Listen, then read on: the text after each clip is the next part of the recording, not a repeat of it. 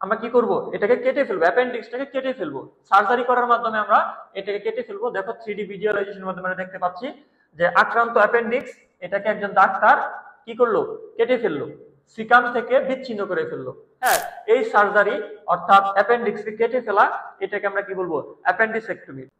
Appendix আমাদের শরীরে কোথায় থাকে? অ্যাপেন্ডিক্স থাকে আমাদের বৃহদন্তের সূচনায় সিকাম নামক থলির সাথে সংযুক্ত। আচ্ছা, আর এই অ্যাপেন্ডিক্সটাকে আমরা বলি উপকারী জীবাণুর ভান্ডার, কারণ এখানে অনেক উপকারী জীবাণু বাস করে, যেরকম ইকোলাই। তোমরা জানো আমাদের শরীরে কোনো সেলুলোজ এনজাইম থাকে না। সেলুলোজ এনজাইম না থাকার কারণে আমরা শাক লতা পাতা অর্থাৎ সেলুলোজ জাতীয় জিনিসগুলো, ফাইবার জাতীয় জিনিসগুলো হজম করতে পারি না বা পরিপাক করতে পারি না। আর এই উপকারী ব্যাকটেরিয়াগুলো গাজন প্রক্রিয়ায় ওই লতা পাতা গুলাকে পরিপাক বা ছোট করতে সহায়তা করে। তো এই অ্যাপেন্ডিক্সকে আমরা উপকারী জীবাণুর ভান্ডার বলি। এটার অবস্থান কোথায়? সিকামের সাথে, বৃহদন্তের সূচনায় সিকামের সাথে।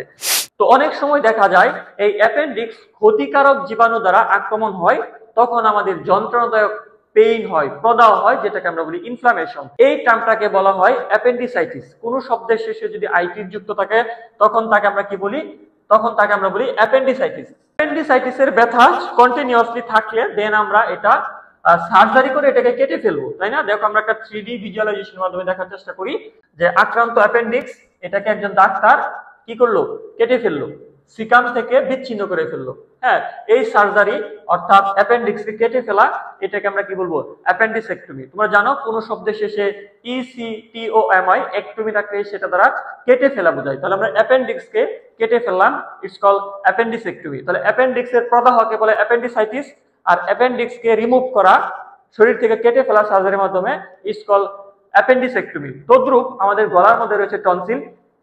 টনসিলে যদি অণুজীব আক্রমণ করে, যন্ত্রণাদায়ক প্রদাহ হয়, ইনফ্লামেশন হয়, দেন সেটাকে আমরা বলি টনসিলাইটিস। আর এই টনসিলকে যদি আমরা কেটে ফেলি অপারেশন করার মাধ্যমে, সার্জারি করার মাধ্যমে, দেন সেটাকে আমরা বলবো টনসিলেক্টমি।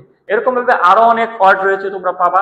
যেসব মহিলারা আর বাচ্চা নিতে চায় না, তারা ডিম্বনালী অর্থাৎ ফেলোপিয়ান টিউবটাকে কেটে ফেলে সার্জারির সময়, তো ওটাকে কি বলে, টিউবেক্টমি। আবার যেসব পুরুষরা আর বাচ্চা নিতে চাচ্ছে না, বাবা হতে চাচ্ছে না, তাদের শুক্রাণুটা কেটে ফেলে, ওটাকে বলে ভ্যাসেক্টমি। তাহলে আমরা শিখতে পেলাম কোন শব্দের শেষে একটমি থাকার মানে কেটে ফেলা, কোন শব্দের শেষে আইটিস থাকার মানে প্রদাহ বা ইনফ্লামেশন।